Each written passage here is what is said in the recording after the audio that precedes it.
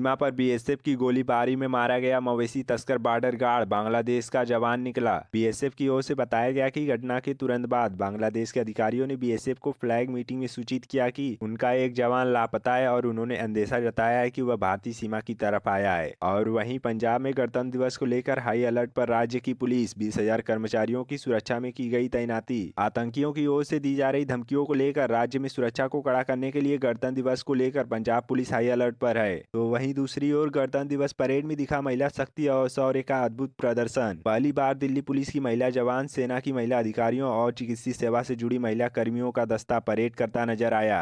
Canada में plane crash, Rio Tinto company के मजदूरों को ले जा रहा था विमान, 6 की मौत। बचाव और खोज अभियान के लिए रॉयल कैनेडियन वायुसेना के 3 स्क्वाड्रनों को घटनास्थल पर भेजा गया। टीएमसी नेता शाहजहां शेख के घर फिर पहुंची ईडी, आवास के दरवाजे का तोड़ा ताला। सीआरपीएफ टीम भी मौके पर मौजूद। ईडी अधिकारियों ने समाचार एजेंसी पीटीआई को बताया कि हम आज शेख के घर की तलाशी लेंगे, हम वहां के निवासियों से बात करने की भी कोशिश करेंगे। 43 की उम्र में रोहन बोपन्ना ने रचा इतिहास, ऑस्ट्रेलियन ओपन के सेमीफाइनल में पहुंचकर बने नंबर 1। भारत के दिग्गज टेनिस खिलाड़ी रोहन बोपन्ना ने ऑस्ट्रेलियाई जोड़ीदार मैथ्यू एबडेन के साथ मिलकर ऑस्ट्रेलियन ओपन के सेमीफाइनल में पहुंच गए। पुरुष युगल स्पर्धा के क्वार्टर फाइनल में दोनों ने मिलकर मैक्सिमो गोंजालेज और आंद्रेस मोल्तेनी की जोड़ी को हराया।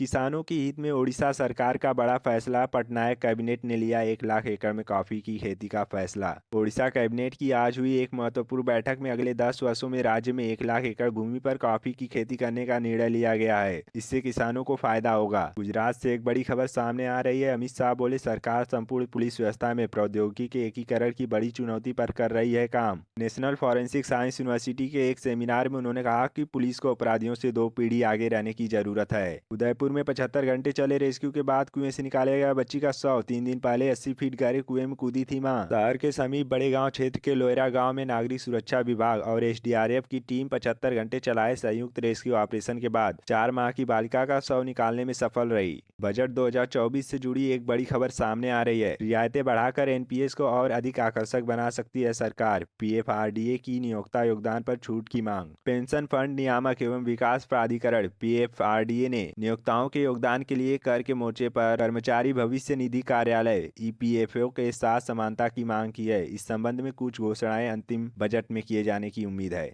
प्रधानमंत्री सूर्योदय योजना, पीएम मोदी ने किया नई योजना का ऐलान। बीते दिन राम मंदिर में प्राण प्रतिष्ठा के बाद मोदी ने एक्स पर इस योजना के बारे में पोस्ट किया है। इस योजना का नाम प्रधानमंत्री सूर्योदय योजना है। खेती किसानी के क्षेत्र में नई तकनीक मुहैया कराएगा इजराइल। प्रतिनिधिमंडल ने बागवानी मंत्री से की मुलाकात। बैठक के दौरान बागवानी परियोजनाओं में मौजूदा भागीदारी के आधार पर कृषि में डिजिटल क्रांति की आवश्यकता पर जोर दिया गया। हरियाणा के अंबाला में आज रहेगा रोडवेज बसों का चक्का जाम। 90 से ज्यादा रूट पर नहीं चलेंगी बसें। हरियाणा रोडवेज कर्मचारी साझा मोर्चे के आह्वान पर आज जिले भर में सभी सरकारी बसें बंद है। रोडवेज कर्मी हड़ताल पर हैं। बसों को वर्कशॉप से बाहर नहीं निकलने दिया जा रहा है। उत्तराखंड में मुख्यमंत्री धामी ने सीएम दर्पण डैशबोर्ड 2.0 का किया शुभारंभ। आज तक 80% शिकायतों के समाधान का आदेश। मुख्यमंत्री ने सीएम हेल्पलाइन 1905 की समीक्षा के दौरान दिए निर्देश।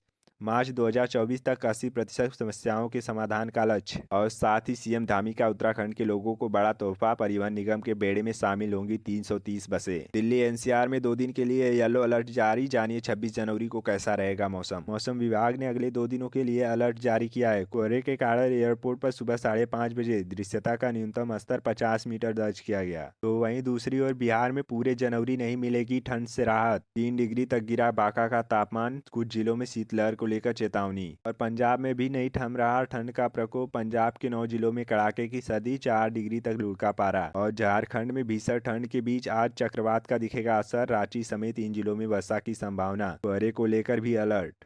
हिमाचल देश का पहला हरित राज्य बनने की ओर अग्रसर। ग्रीन एनर्जी व ई वाहनों को दी जा रही प्राथमिकता। जेट एयरवेज के संस्थापक नरेश गोयल ने इलाज के लिए मांगी अनुमति। अदालत ने ईडी से उनकी याचिका पर मांगा जवाब। जम्मू कश्मीर में एक्शन में पुलिस। इंटरनेट मीडिया पर शेयर किया भड़काऊ संदेश या पोस्ट तो होगी सख्त कार्रवाई। एसीपी ने कहा है कि अगर कोई व्यक्ति इस क्षेत्र की शांति भंग और सद्भाव को नुकसान पहुंचाने वाली पोस्ट करेगा तो उसके खिलाफ सख्त कार्रवाई की जाएगी। राहुल गांधी की भारत जोड़ो न्याय यात्रा को लेकर झारखंड में तैयारी तेज।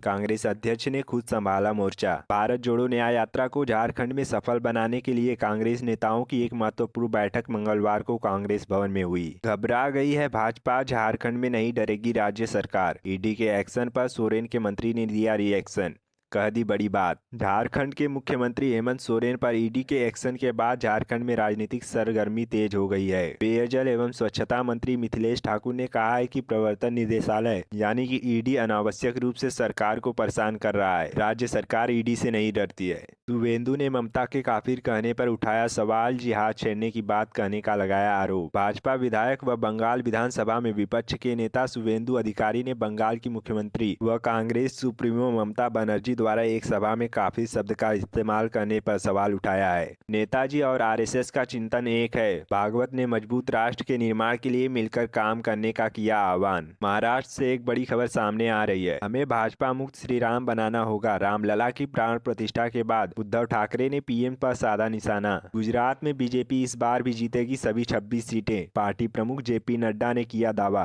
हवाई अड्डे के लिए शॉर्ट रूट बनाने को लेकर केंद्र सरकार से ली जाएगी मंजूरी। भूमि अधिग्रहण की प्रक्रिया होगी तेज। मार्च तक नए रूप में दिखेगा दिल्ली का सब्जी मंडी स्टेशन। जानिए क्या क्या बदलेगा। लगभग 27 करोड़ खर्च कर स्टेशन की इमारत की दशा सुधारने के साथ ही स्टेशन परिसर में यात्रियों का आवागमन सुगम बनाने और पार्किंग की समस्या दूर की जाएगी। गाजियाबाद में नमो भारत और मेट्रो ट्रेन के ट्रैक से चुराते थे तार, गिरोह के 9 सदस्य गिरफ्तार। एक सूचना पर जब पुलिस की टीम मंगलवार को आरोपियों को इंदिरापुरम थाना क्षेत्र में गिरफ्तार करने पहुंची तो उन्होंने फायरिंग कर दी। पुलिस ने भी आरोपियों पर फायरिंग की, जिसमें गिरोह के एक सदस्य समीर के पैर में गोली लग गई। अब तक 49 हस्तियों को मिला है भारत रत्न। बिहार के 4 लोगों को मिला है यह सर्वोच्च सम्मान। भारत रत्न का सफर 70 वर्षों का है। पहली बार 1954 में भारत रत्न पुरस्कार दिए गए थे। तब से अब तक बीते 70 सालों में केवल 49 हस्तियों को ही देश में सबसे बड़ा सम्मान भारत रत्न मिला है। सामाजिक न्याय के लिए समर्पित कर्पूरी ठाकुर करोड़ों देशवासियों के दिल और दिमाग में आज भी जीवित है जननायक। समाज के पिछड़े और वंचित वर्गों को सशक्त बनाने के लिए कर्पूरी ठाकुर जी ने एक ठोस कार्य योजना बनाई। यह कार्य योजना सही तरीके से आगे बढ़े, इसके लिए पूरा एक तंत्र तैयार किया था। हालांकि उनके इस कदम का काफी विरोध हुआ, लेकिन वह किसी भी दबाव के आगे झुके नहीं। रामलला की प्राण प्रतिष्ठा के बाद असदुद्दीन ओवैसी का पहला बयान। ओवैसी ने कहा कि 6 दिसंबर के दिन को जो लोग भूल जाने को कहते हैं, मैं उनसे कहना चाहता हूं कि तुम तुम्हारे बाप या माँ की मौत को भूल सकते हो क्या।